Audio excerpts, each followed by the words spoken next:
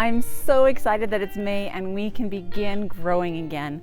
Hi, my name is Carrie and welcome back to my channel. I can plant some of my vegetables before the frost no longer appears, and that is great.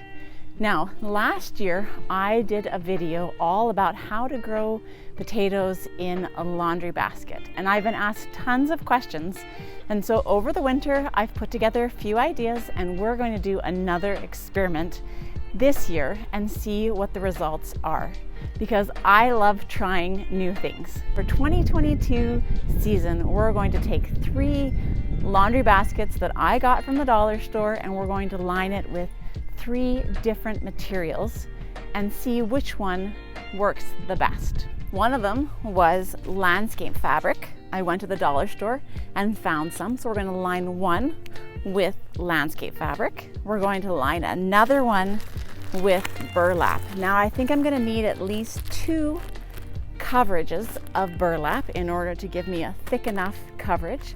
And then the third laundry basket, we're going to use the garbage bag, but we're going to make sure that we drain it well so we don't have the same problem we had last year. Now go check out the results video and you can see what happened and where I went wrong. We're going to keep the variables in this experiment the same. Same laundry baskets, same dirt, same fertilizer, and same potato. In all 3 laundry baskets, using a different liner for each one.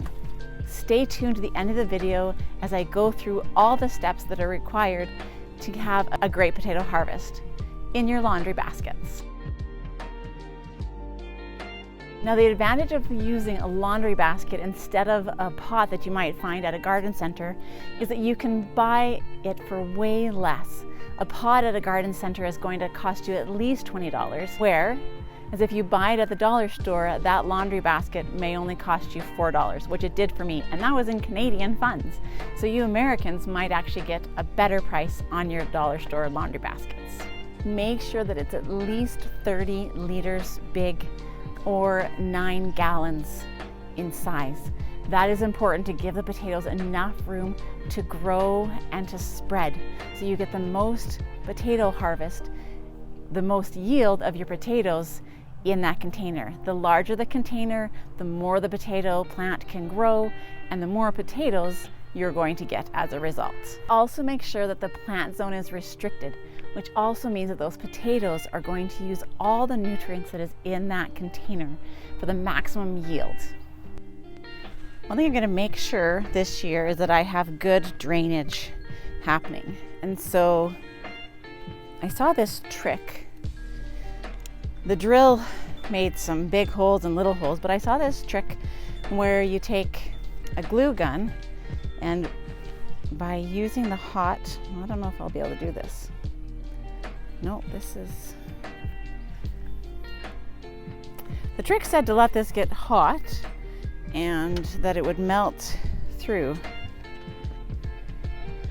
But this is an old glue gun of my mom's. And I don't know, it does not have 2 settings, it only has 1 setting. So let's see how this works. It is going through, it's just definitely not taking. Definitely slower than I thought, but we are getting through. And the hole.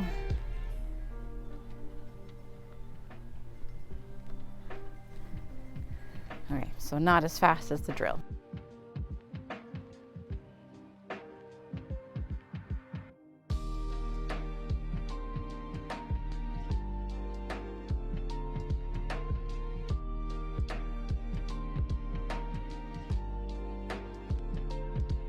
I'm glad I did that on time lapse because that took a lot longer than I thought, and it has made a huge mess of my glue gun. So I'm gonna have to go work and get that cleaned off real quick before I move on to the next step. The drill was by far faster, although it may not have given me perfectly symmetrical circles like that. But now each one of these tubs have the same amount of drainage holes on them. So we should have consistency in that as well. Okay, let's do our first lining. So So the trick with the drainage holes is to make sure that there's enough drainage that the water doesn't sit there and pool in the potatoes, but also keeps it adequately moist. So one thing we've done is made sure that all the containers have the same amount of drainage holes. Now, the lining of the basket is what's going to differ, and I'm curious to see how they're going to do as in their water retention, but also adequate drainage. That is one of the things we are testing this year with our potato harvest. First, lining with fabric landscape. Landscape fabric, fabric landscape, weed control fabric. There we go. We're just gonna call it what they say it is. Now the nice thing about this is that it's black, and that's one thing that the potatoes are going to love, is being lined in black, because it keeps the heat in there and it's going to be nice and toasty warm. So let's see how much we're going to need from this.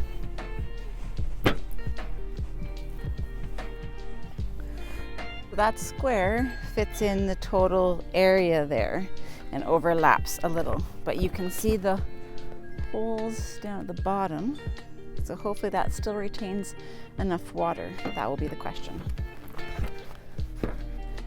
Okay, now we're going to fill that with dirt.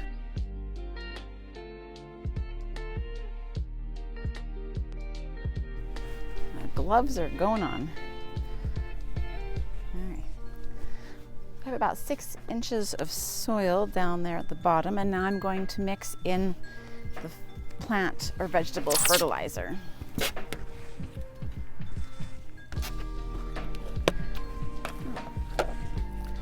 We're going to mix in 2 tablespoons of fertilizer into that soil and spread it around.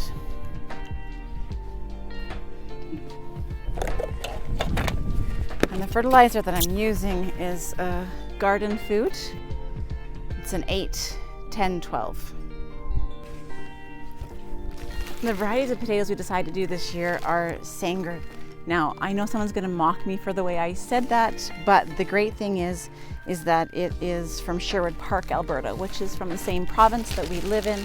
So I know that these are climate ready for what we've got.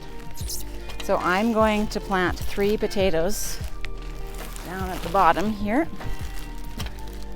They do have some little chits on them. These potatoes don't get long ones. Put 1 there. This one has some too, and this one has some as well. And I just chose smaller ones so I don't have to cut them in half. The first tip is to make sure that you chit your potato seeds, that they have sprouted just a little bit in order to begin growing. It gives them a little bit of a head start, and you're not just putting a potato in, but with those sprouts, it gets it growing quicker. And in that nice container, it keeps it nice and warm, and so they're actually going to sprout faster than if you put them in the ground. And now I'm going to cover them with some more soil.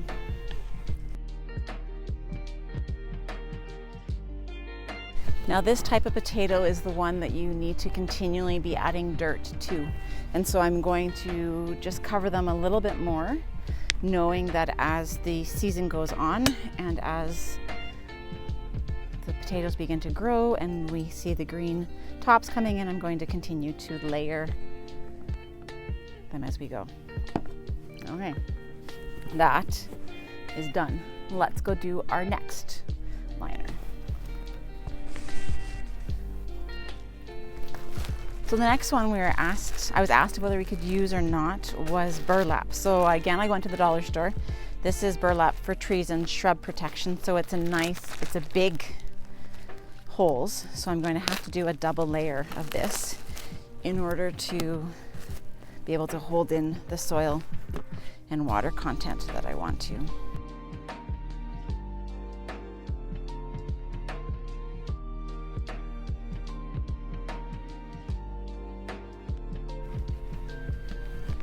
Okay, and layer with soil.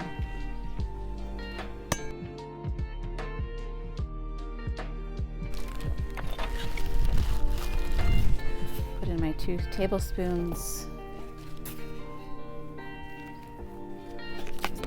fertilizer, mix that in. The reason why you're mixing that in is so that it doesn't burn the potatoes.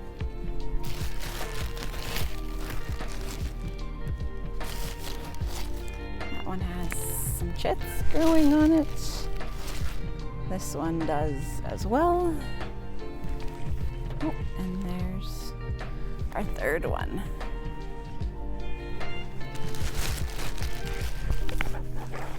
Okay, and now I'm going to cover it with the next layer of soil. Okay, and that is done for our second one. This is container number 3, and we're going to use the black garbage bag. I'm going to cut some holes in this ahead of time, just to help with drainage and make sure I've got enough.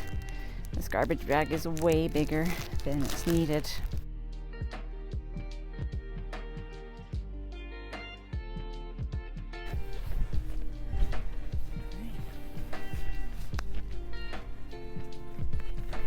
And we will repeat the process the third time.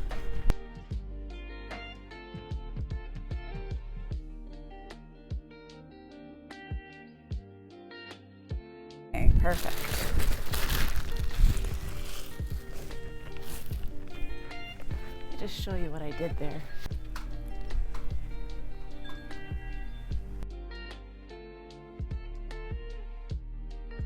So we're going to put these back at the same spot that we did last year. They had full sun all day long and the potatoes loved that. I'm excited to see how the results turn out and be able to share that with you. We'll do a 1-month update to see how the potatoes are doing, and then we will harvest them again this year and see which has the best results with growing potatoes in a laundry basket with 3 different liners.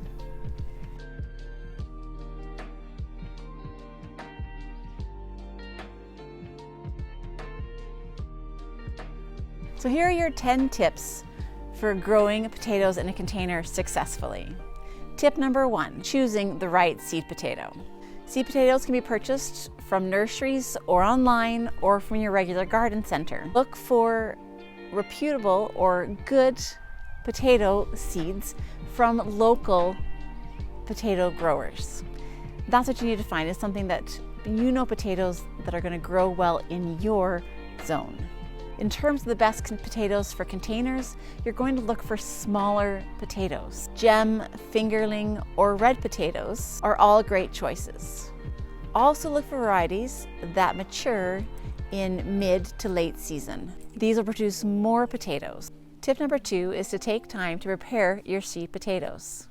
As you noticed in the last video, I chose to use the smaller seed potatoes in the containers. Each container needs about 5 gallons of soil for a plant to grow successfully. Potato seeds should be spaced about 5 inches apart. Tip number 3 is to pick a sunny location. Potatoes are nightshades just like tomatoes and peppers. Just like their hot-headed cousins, they need lots of sunlight and heat to grow. Look for area that gets at least 6 hours of direct sunlight. Place those pots against a south-facing wall to give your plants the heat that they crave. Tip number 4, pick the right pot. Where your pot is located is almost as important as the type of pot you use. Obviously, the larger the container, the more potatoes you can grow. But a 10 to 15 gallon pot are optimal because they're not too tall and they're not too heavy. Over 2 feet tall is ideal. Make sure it's plastic or metal, but most important thing to remember is that it's got good drainage holes. Tip number 5 is to start your potatoes off right. The starchy tubers that we call potatoes form off of rhizomes. Rhizomes? I'm not sure I'm saying that correctly. That grow horizontally underground off the main plant shoot. This means that all of the potatoes your plant produces will form in the soil above the seed potato that you've just planted. For this reason, it's incredibly important that you do 2 things. First, you place your seed potato at the right depth, and second, that you hill the soil as the plant grows. Fill your pot with at least 4 to 6 inches of good soil. Then place your potatoes on top with the eyes facing upwards, and make sure you've got at least 5 inches of space between each plant. Cover those potatoes with at least 4 to 6 inches of topsoil. If you use too much, it's actually going to stress your plant as the shoot struggles to grow up through so much soil and try to find light. But too little, there won't be enough room for your first set of potatoes to form. Tip number 6 is to keep your soil moist. Potatoes enjoy consistently moist soil.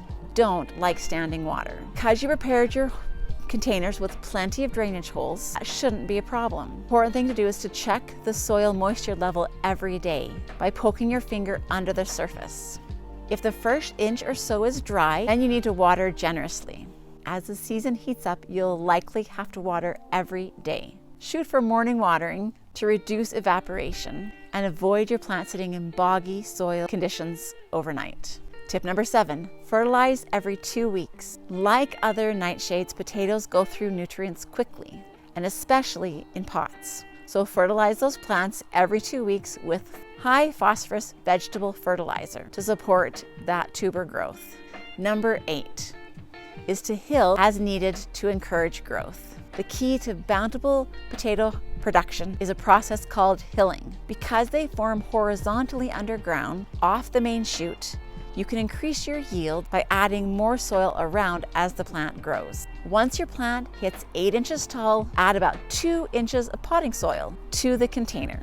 Continue to add soil every couple of weeks, always leaving at least 6 inches of plant visible at the soil level. The leaves that are covered will fall off. New potato forming rhizomes will take their place. Tip number 9, begin harvesting after your flowers have bloomed. Once your plant begins to flower, and start harvesting potatoes. This means pushing your fingers into the soil, feeling for fully developed tubers, twist them and pull them gently out, avoiding to damage the plant. Harvesting while the plant is still alive allows you to have potatoes throughout the summer. It isn't necessary to harvest at this point, and I usually wait till the end of the season to harvest my potatoes. And tip number 10 is complete your final harvest after the potato leaves have yellowed. Once your plant dies, usually which is in late summer to early fall, you can complete your final harvest. After the plant has turned yellow, stop watering it completely. Exposure to dry conditions will cure your tubers, which will help them to last longer in storage. After a week is over, we're going to tip those potato containers into a tarp, and we'll quickly be able to find and pull out the potatoes that our plants have produced. Wipe those with a dry rag, remove the excess soil, but don't wash them unless you intend to use them right away. The layer of dirt on the skin will help preserve the potato's freshness and increase its shelf life. If you enjoyed this video, you'll probably really enjoy this next video where I show you how to use all your freshly grown potatoes into a delicious homemade potato soup. So click on that link right now and it will take you to watch that video next. Thanks for watching this video. If you enjoyed, don't forget to like and subscribe. I post new videos once a week on Wednesdays, and I would love to have you as a viewer.